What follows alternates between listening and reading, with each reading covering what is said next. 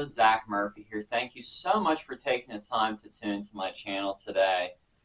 Today I want to kind of continue the series I started last Thursday when I premiered the video on walking as sons and daughters of the Most High God. And sonship is so important, as I said, because it really emphasizes growing spiritually mature in our identity in Jesus Christ. And I want to kind of continue breaking this down. This is probably going to be like a long series. I'm just doing this as the Lord leads me. I don't have anything planned out with this, It's just based off what the Lord reveals to me each week, and I just go with it.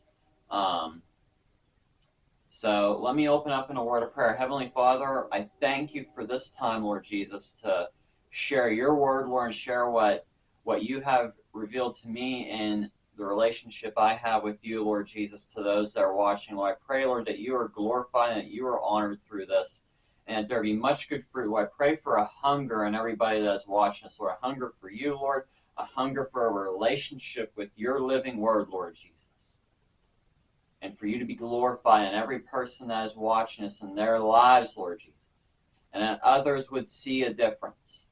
For your glory, in your name we pray. Amen. So I kind of want to lay out some principles to growing in spiritual maturity as a child or as a son or daughter of God. And, this is based off what we looked at last teaching. I'm going to expand upon it. We're going to look at Psalms 119, because as I record this, I've been spending some time in the book of Psalms in my personal devotion. And, it's so important that we have a regular time that we, read the Word of God every day. I also like listening to the Word of God. I think audio Bibles are very useful, and then meditating upon what you just read, taking time with it. Don't rush through going through the Word of God, because there is so much to gain there. And I'm going to read Psalms 119 out of the Young's Literal Translation here. We're going to look at verses 1 through 6 here. We'll see how it goes. Oh, the happiness of those perfect in the way. They are walking in the law of Jehovah. Oh, the happiness of those keeping his testimonies. With the whole heart they seek him. Verse 3. Yea, they have not done iniquity in his ways they have walked. Thou hast commanded us thy precepts to keep diligently. Oh, that my ways were prepared to keep thy statutes, that I am not ashamed in looking unto all thy commands.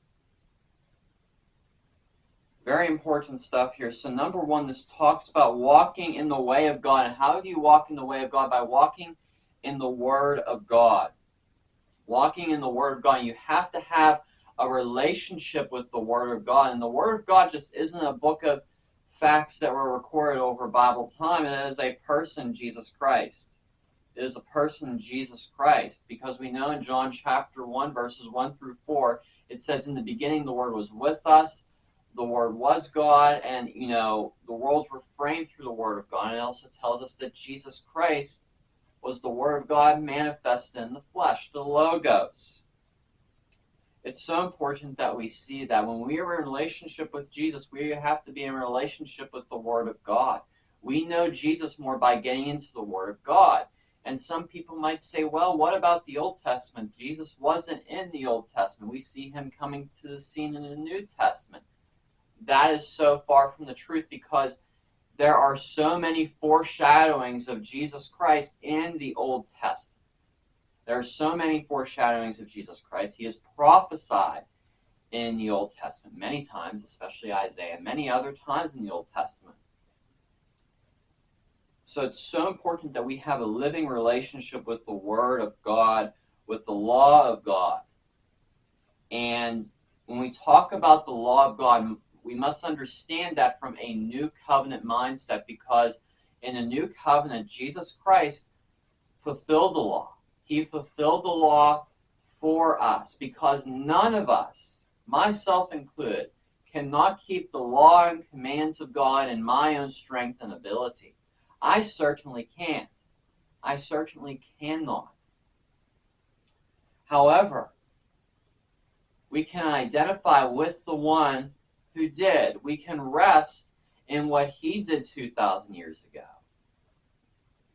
He paid the penalty for sins. He lived a perfect life, spot-free of sin. Spot-free, even tempted by the devil after spending 40 days fasting in the wilderness and did not cave into it. Jesus Christ fulfilled the law. And it doesn't mean, that we throw away, the law and we go and live our lives as we please. But no, it tells us here that we are to be people here that have a desire, a wholehearted desire to seek him, and we seek him by the way, which the way is Jesus Christ here. And know this, that the way Jesus Christ, the way, the truth, and the life, Jesus Christ, Yeshua, was the lamb slain before the foundation of the world. His sacrifice was already established, so the way, Jesus Christ, was already established before the foundation of the world. And, I believe we see people in the Old Testament that saw into this way, even though it wasn't, it didn't come to pass until the fullness of time when Jesus came on the scene.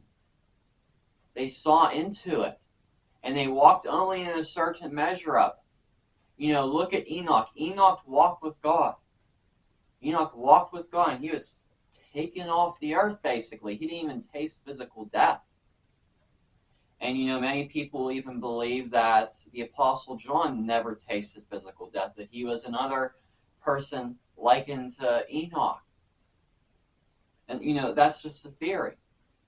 That's just a theory there with John the Beloved. Our longing in life, many people in life in this world long many things. They long, having a lot of money or having this, having that. As people in Jesus Christ, when our identity is in him, bringing glory to him is our main and only longing in life. Because that's all that matters when we are truly sons of God. Because we're not about bringing glory to our own name. We are sons of God, therefore we are about bringing glory to our Father, the Most High God. And our strength comes from walking in God's ways. We are strengthened through walking in his ways. We don't follow the world system. We don't follow dead religion. We don't follow man-made traditions. We follow the ways of God. We follow the pathway, Jesus Christ. The Word of God, his Word is the light that guides us. The Scriptures say that the Word is a lamp unto our feet. So, we have to have a living relationship with the Word of God. We have to store it up in us. Not just knowing it, but having a living relationship with the Word of God, so that it is a light guiding us through every aspect of life. Through every aspect of life. And in Hebrews, it even tells us that the Word of God is sharper than any two-edged sword. It divides what is in line with God's ways and what is not in line with God's ways. It divides the thoughts. The Word of God will divide your thoughts, whether those thoughts are in line with God's Word or if those are thoughts that are sowed from the enemy. We need to let the Word of God, the sword, the flaming sword of the Word of God, go through us. Examine ourselves with that and let that divide. Let that reveal the things in our life that do not belong.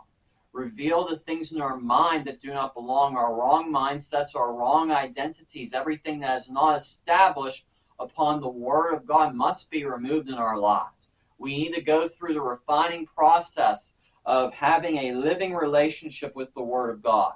We have to. Because if we want to be fully used of God, there are mindsets in us that need changed.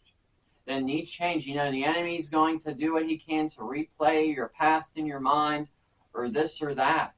We need to be so in relationship with the Word of God and letting the Word of God define us, not our past circumstances or situations.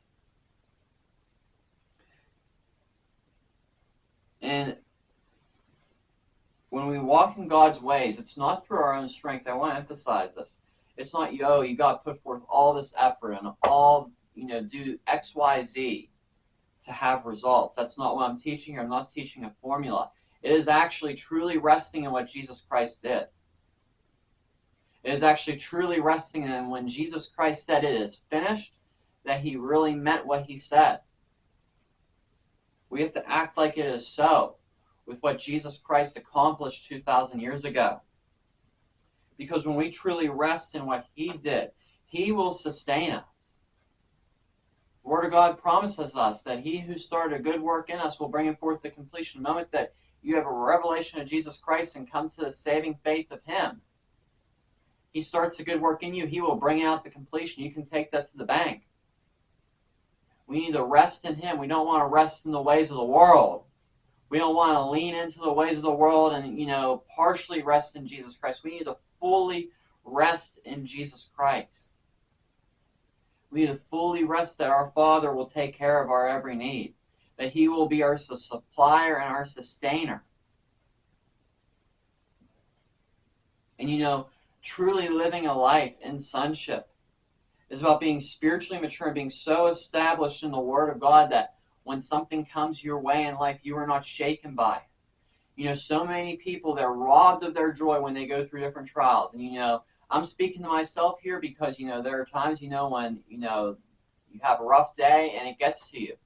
We all have days like that, but we need to grow in not letting our circumstances rob us of the joy of the Lord within us. Because the world needs to see a people that are not shaken by the things of this world, because we are established on the firm foundation of Jesus Christ, not the firm foundation of religion, not the firm foundation of so-and-so minister. While there are certainly many great men and women God are using to bring forth the Word of God, we have to be established in the Word of God through our own relationship with the Word of God.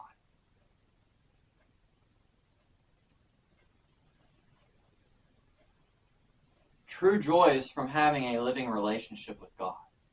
A living relationship with God. And it's not trying to, build that relationship out of your own strength. It's resting in God. It's resting in God and truly seeking him with pure heart. There's so many people that just only seek only the problem. That's not Christianity. It's seeking God continually at every moment of every day, continually being aware of his presence, because it says that the same Spirit that rose from Jesus Christ from the dead lives and dwells inside of us. It's at all times. It's not that he just lives inside of us when we're reading the Word or praying or worshiping or at church. No, he lives inside of us. He's always inside of us as believers. We need to realize that. We need to live like that as so. When you're going through something, realize that the same Spirit that rose Jesus Christ from the grave lives and dwells inside of you. God is tabernacling with you. We must realize that. We must come to realize that. Because that is what will bring change and true transformation, true spiritual maturity in our lives. That's all I have for today. I hope this was a blessing for you. Let me close in prayer. Heavenly Father, I thank you, Lord, for all those that watched this, Lord, or will be watching it. I pray, Lord, that you show them who they are in Jesus Christ, that you stir up a hunger for them to have a living relationship with you, have a living relationship with the Word of God. Stir up a spiritual hunger for your glory.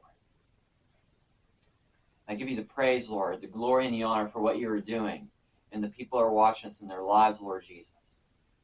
Situations and trials that they are going through, they are changing, Lord. That are changing. We praise and thank you, Lord Jesus.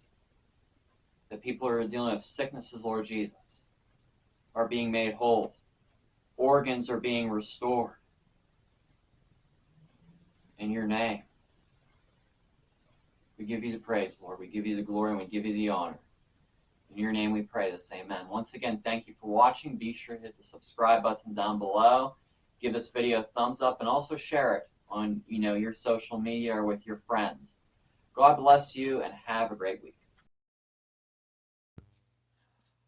Okay, and if you would like to learn more about me and check out my other teachings as well as blog posts, you can go to my website, steadfast-etm.com. I post on there regularly, and you can also subscribe to a newsletter. There is a page there to look at missionaries I would encourage you to donate to as well as other links to other teachers of the Word of God that I personally follow myself, and I'll encourage you to follow as well. And there's some other resources on there for Christian living and studying the Word of God. Additionally, I have a devotional available on the fruits of the Spirit. The print version is currently $7 and the ebook version is $2. I highly encourage you to check that out. It is a very fundamental teaching, and it's very easily laid out for you to understand and apply to your life. Also, I would like to encourage you to pray for CMI Global. I'm a part of that ministry fellowship there. I'm credentialed through them, and CMI Global is a ministry fellowship that helps equip and establish and strengthen the local church. So please join me in praying for leadership as well as provision and blessing for all the other ministers and churches within CMI Global. And the website cmiglobal.info is available for more information, or if you would like to donate to them. Also like to talk to you about the School of Discipleship through endurehardship.org/SOD, which is where you can check it out. I attended this program, and I'll be a graduate of this two-year program as of May, at the end of May 2023. If you are looking for sound Christian teaching and discipleship, I highly encourage you to check this program. You can do it from anywhere. They do weekly Zoom meetings for you if you enroll, and the teachings are awesome. They will help strengthen your walk with the Lord and help you build a lifestyle of discipleship, which is very important. This is for anybody, whether or not you want to be in ministry or not. I believe this is crucial for any Christian. There is just so much given in this school here. It has touched my life, and I know it has touched others, and it's led by Dr. J.P. Price. You can find out more about this school here. I'd highly encourage you to check it out. It's very affordable, very reasonable. Again, I would highly encourage you to check this out, and I'm sure it will be a blessing for you as well, and share it with others. You might know somebody that wants to go through discipleship or go through some training to be better prepared for ministry. This is the place to do it at, and Dr. J.P. Price and the other instructors with this program do a very good job of pouring into all the students. I know it has helped me, and I trust it will also help others and be a blessing to others, and God is definitely using this program here.